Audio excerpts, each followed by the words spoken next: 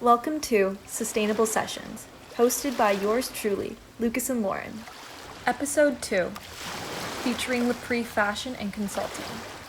So I'm the founder and owner of LePrix Fashion and Consulting, and it started just over 8 years ago as a student. And it started by selling secondhand clothes with a desire to make less of an environmental footprint on the earth. And then it grew to be a lifestyle and fashion brand where I collect mint-condition secondhand pieces from around the world. And then I collaborate with amazing brands like you guys and other innovative companies that use sustainable materials, practices, ethical production, and all the supply chain. Awesome. And I guess just to kind of follow up on that, what are some of the other brands that you carry within your store, and kind of like what's their alignment with LePrix too? Great. All Things Preserved is a local Kitchener company. They use zero waste production, repurposing materials. They make products that I carry, such as the beeswax wraps, the really popular reusable masks right now with COVID. She also makes reusable tea bag pouches, so you don't have to use the single-use teas. The facial pads that you can reuse instead of the cotton pads that you dispose of. Those are probably the top ones that she's been carrying. And then I have Eco Pretty, another local brand by two women in Guelph, and they upcycle and reimagine clothing. So they find mint condition thrifted clothes or donate it to them. And then they use environmentally friendly practices such as reusing materials to make the stencils for the prints. And then they use environmentally friendly ink and biodegradable glitter. And they reuse all of the materials with zero waste production as well. And then they've even branched out into beeswax candles using upcycled mason jars and organic, locally produced beeswax from production of honey. So I love how they— It's also crazy. We're like, wow. I know there's so many buzzwords when I try to say it slowly, so it's not like, what am I talking about? But it's a really great brand. They're really great at kind of going back and forth, what people like, ideas that I've heard or that I've had that people would really like to see as a product. That's awesome. Yeah, no, and I think even when Laura and I were discussing this, when we were discussing to bring on LePrix for this type of podcast, one of the things that we found very interesting about your business is that you really have like honed in on. I think it even expand beyond sustainable fashion to like more individual sustainable lifestyle, and how you can incorporate products and the various companies that you work with into your regular lifestyle. So like climate change is kind of a very like high level topic, and there's so many things to kind of pick at. Yeah. So what do you think is the importance of living a sustainable lifestyle from like a personal level, and kind of why are you so passionate about that with your story with LePrix? Well, I think, I mean, if we think of in the terms of COVID, how one person can really make a massive change, I think it's a really great way to finally understand that if one person makes lifestyle changes to be more sustainable, reduce our greenhouse gases, our environmental impact, reduce waste, and how it just has a ripple effect in the community. You do inspire other people to have better, lifestyle habits. And it's important to start somewhere small. I always say it's an imperfect journey because people tend to be really harsh on themselves. If they're not doing 100%, they don't want to do it at all, or they beat themselves up. Yeah, For sure. I feel like that was like us too with our journey. Like it's not an easy thing to completely transition over into, and also the products that are available to us are really, single-use products, and we've gotten used to that, and now we're kind of like taking a step back with all the different changes in society. go ahead. I took a course in my undergrad called Systems Way of Thinking. And when I was taking it, I thought, how is this actually a course in environmental studies? And then I realized that it is a skill set to critically analyze the system you're in and all of the connections outside of it. And it just goes on forever. Yeah, And it really does. Start thinking about what has happened for you to get a product and what happens to it when you're done. And that has helped me really be passionate about the impacts and being able to convey that to people in a really easy way, where if you're making a better purchase, buying a shirt from Last20 or buying a product from LePrix, that the before and afters aren't even thought about. Yeah, no, totally. And I think like that's a perfect segue to kind of the next thing we were going to bring on was more about like the learning stuff. And so I think like you said, you took that course as kind of an introductory to get you to change your perspective on, again, the before and after of what's happening with services and products that we like deal with on a regular basis. I guess to kind of build on that, what kind of resources do you use now that have like increased your knowledge on the topic, and what do you kind of like recommend for someone who's just starting out that maybe doesn't have a university course that they can take, but a good way that they can get some like exposure to the topic? I think it's really important to understand that our social media feeds are catered to what we are interested in and what we engage with. And if you're looking to make these, I guess times to learn kind of bits and pieces when you're not just trying to delve into it, is follow the accounts. I mean, there's the World Wildlife Fund, whatever organization you're more interested in, maybe it's the biology, maybe it's climate, maybe it's air quality, whatever it is, sustainable, it can be local, sustainable Waterloo region, follow those accounts and it'll start popping up in your feed. And it's a really easy way to kind of get you to think about it when you're just scrolling, when you're not really actively trying to do it. It gets put into your mindset, and then you'll continue to be more curious about it. It's true. And explore it. I feel like some people don't even realize the information that they want to see, but they're kind of just expecting things to come to them. So I feel like if brands are sharing that type of knowledge and information to consumers, then it's more likely to stick with them and continue coming into their feeds and interests. Yeah. And even something with us too, like we try to kind of put on using our various platforms to like highlight a lot of sustainable businesses or new innovations that are going on in the business world, or just like brands that are kind of on the come up in this space, just because we want to give them an opportunity for them to be exposed to our followers. And just if it's a new follower, maybe we were one of the first accounts they follow, like we just want to like introduce them to the world of like sustainable living and just kind of branch out from there. Yeah. Another kind of question that I wanted to bring up was kind of hearing LePrix's story from the beginning, from when you started however long ago, how that's evolved in terms of also the things that have been changing within the world too during that process. I always try to make this as quick and concise as possible. Say 8 years of a journey.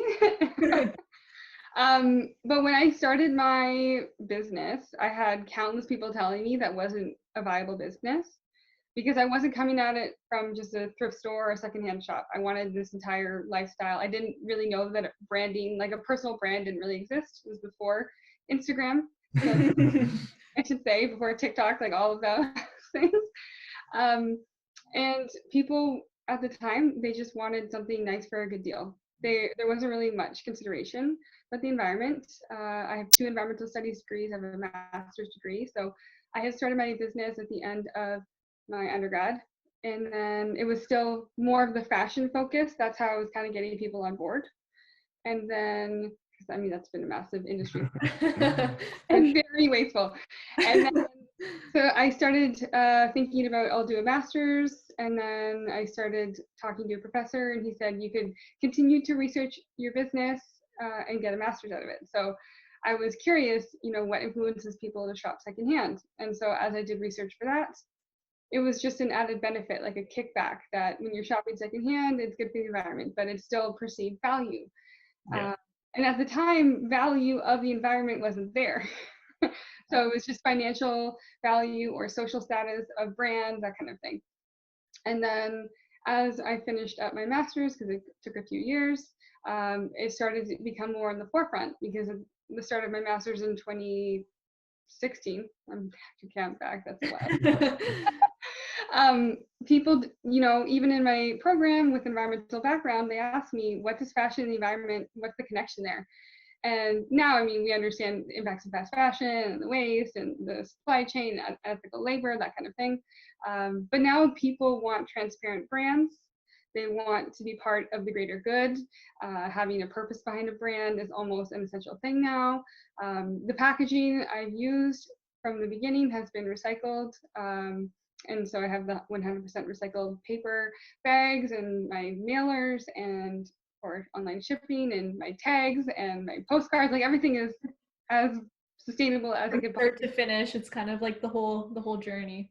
Yeah, and it's an element that people in the beginning just thought, okay, that's kind of something, but it's not one element. And there was and there still is a lot of greenwashing, but consumers are getting smarter about questions to ask because with social media, you can get really, really torn apart as a brand, big or small, when you mess up. And so now people want to be, coming in and feeling like they're behind a purpose, and that's why they love the products that LePrix carries. That's awesome. Yeah, no, that was a perfect answer. And I think just as other, like, I guess if you want to call it sustainable entrepreneurs or entrepreneurs that focus on environmental impact or some type of social impact, I think you nailed it on the head when you kind of said there's definitely been a shift in consumer, but also from like a business perspective, how we're just valuing that true triple bottom line where, like you said at the start, maybe it was more about value, it was more about like the brand itself and what you were saving on that side. But then now that social component has really just been brought to the forefront, and like it continues to become such an essential thing that brands, you see like Nike now and Adidas starting to incorporate sustainable materials, H&M too. So it's like you see the trend start to occur. So it's awesome to hear that you're definitely at the forefront of that, and you're still, trying to incorporate as much as you can to your business. And of course, killing the game, because you're really, you're doing something awesome for the environment. Not only that, but also from like the fashion side of things, and that's an awesome thing. Another question that I kind of have for you, in terms of like your journey, what are some like metrics in terms of, like either waste diverted or kind of your entire supply chain with that sense? Like, what do you like to focus on with your business? Yeah. Well, I have always been tracking, and now I'm incorporating into the purchase, the waste minimization and diversion of waste. So LePrix has collectively, as of right now, diverted 1.18 tons of waste from landfills. So nice. Yay. Hit that. So that's been really exciting. And with local deliveries picking up because of us, staying at home, I've been using a route optimizer now that helps count and reduce carbon emissions for actual driving, which has been amazing.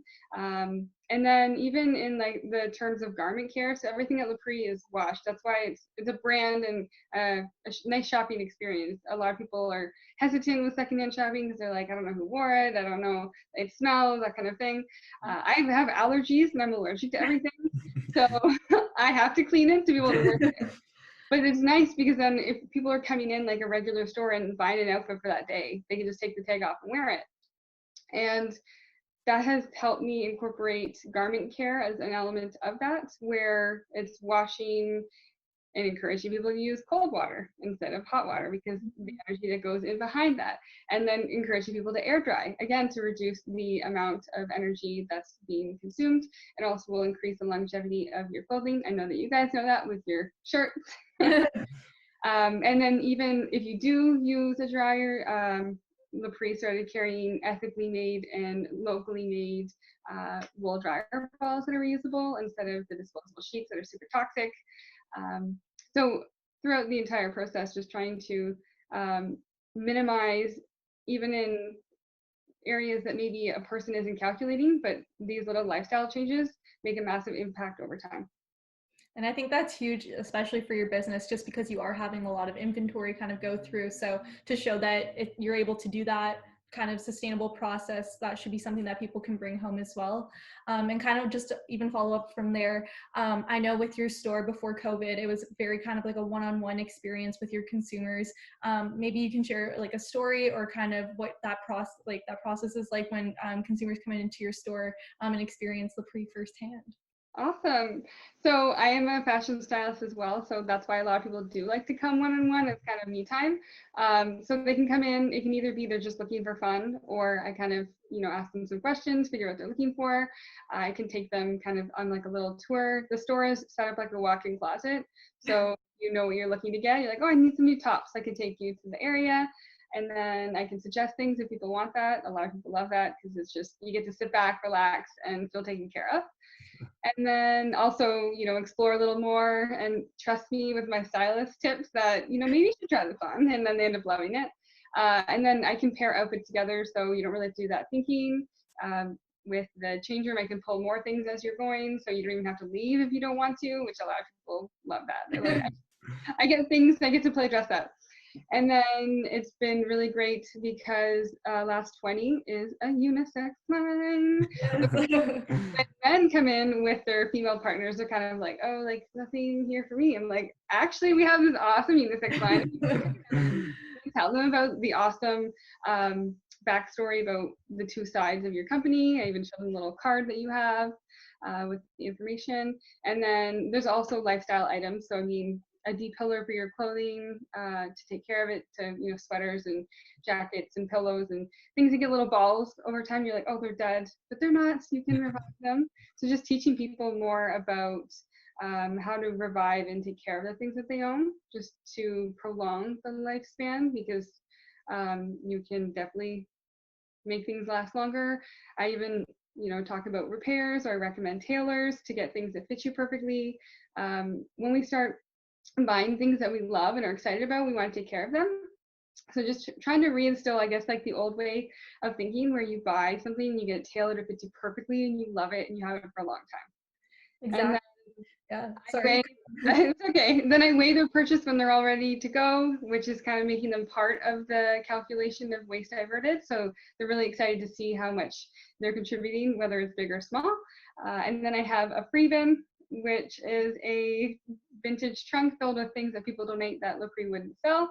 And there's sometimes like little housewares in there, clothing, shoes, accessories. They dig through that. And we have a hug and we go. But obviously with COVID, no hugs right now. That's awesome. Yeah, I actually heard once, I'm pretty sure like on average each like item of clothing that we own, we only wear like 8 times like throughout our lifetime. So if you think about like your closet full of things, I think it's cool that you're styling either like the same product with like different things so people can maximize their use out of like that one product, which I think is like huge, especially for fast fashion. Yeah, Lauren and I, like, we've personally been like trying our best to like go to secondhand shops, whether it's at LePrix for Lauren, I guess, for more female type stuff, but then also going to places like Plato's Closet, Plato's Closet, thrift stores, and like it's a fun experience, I think, too, that really comes with shopping, where it's like that thrill of like going scavenging around trying to find like the right items, and like going back, maybe like even doing tie-dye and like cutting and cropping them and like working on stuff. It just makes like the whole experience of like what you're wearing so much more fun, but also it provides you the option to like really be unique with what you're putting out. Like you can go to like one store and 8 different people could be wearing the same shirt, and it just kind of like, it really can make you unique as well. Yeah, but I think it's there's definitely a shift in the fashion world that's been going on. Yeah. Absolutely. One other thing, actually, so because I do shop secondhand internationally, it's been a very exciting thing that people always ask me, like, where's this from? Tell us more about that. I feel like that's super cool, because you always have like these cool little finds, like when I've gone into your store. So yeah, walk us through that. Yeah, it's been really fun. It started because my sister lives in Spain and my brother lives in British Columbia, and I was just shopping for myself, and I would come back and people would ask me, where's that from? And then it kind of hit me in this, I'm traveling, oh, I should just start bringing stuff back. And then people were wanting photos while I was away because I wanted to buy it before I got back. And then this amazing thing, because even if it's secondhand from another country, we've never had it here because those stores aren't here. Right. And then ends up being this exciting story about also something that's has a story behind it, as if they traveled. Yeah. And if they don't get to, some people don't have the privilege of being able to do that. And especially now, we can't go anywhere. Yeah. And it's also been really great because certain, I guess, cultures have different fits that they like, and that helps me as a stylist understand if they like a certain fit is because they like it this way, and I could probably suggest other pieces from that country. Or body types are different. So I mean, I went to Belarus last summer. The body frames are a lot more petite and narrow shouldered, so people who are petite, I can suggest the pieces that were from there because it'll fit them better than pieces that are maybe North American brands. Wow, that's awesome. Yeah, that's something that like I personally like have never like thought of it like as in depth in that. I feel like it's a really that's a really unique way of thinking about like picking clothes for certain things. Like that's awesome. Okay, so honestly, I really appreciate your time. We'd like to kind of close off the. Is there anything actually like you want to bring up, or any topics that you like have any stories that you want to like kind of share? I guess in a way it would be for the private shopping that people have. I'm talking pre-COVID, because right now I'm doing by appointments because that's all I can do safely. But with the styling sessions, it's been this amazing way, because a lot of it is people are looking for confidence. They're looking for a change in lifestyle. And it's really like fruitful for me as a person, because some people come in and they're not really sure. Maybe they're not fully there. Someone bought it as a gift or whatever. They're just trying to explore. And then they end up feeling so good about something that I've styled them in, which is sustainable, that they end up doing like a little happy dance. Or I've had men who've hired me and I've styled them and take them shopping and they crack a smile. And it's so fun that I can be enriching people's lives without like the standard of the new fashion. Like you can still feel good in something that is sustainable. You can still have that uplifting experience in life and make a change in your life while still being sustainable. You don't have to have one or the other. That's awesome. I think that's kind of a perfect way to kind of tailor things off there. So I think the very last thing we want to ask, and we've been asking like all of the guests that we've had on, is like if you could kind of share a stat or news or something that's like a little bit of a surprise that the average person wouldn't know. So like the example we were going to use is like, did you know that we eat a credit card's worth of plastic and weight every single week? So if you have something, if you don't, it's fine. But like, yeah, if you had something you could kind of share with the viewers. I do, because on my bucket list is going to Antarctica. I mean, my background's environmental studies, so I love landscapes, but I saw this week a headline that there is a new ecosystem starting because of climate change, because of ice melting, and there's green algae blooms. And now they're setting like a brand new ecosystem in Antarctica. Wow. That's crazy. That is crazy. Hopefully we learn a little bit more about that in the news too as more information comes out. And we'll definitely like share some content about that like at the bottom of this video, or we'll post something afterwards. But that's really interesting. And like we love like reaching out to someone who's like into sustainability and climate change, because we always get something new that we wouldn't have kind of heard. So it's a great way to just share more information on the topic. So awesome. Yeah, that's pretty much everything though. So thank you so much for taking the time to chat with us also. You're welcome. Thank you so much for having me. It was great chatting with like-minded, sustainability-focused people. Thank you for taking the time to listen to this podcast. If you would like to learn more, visit us at www.last20.ca. Until next time, stay sustainable.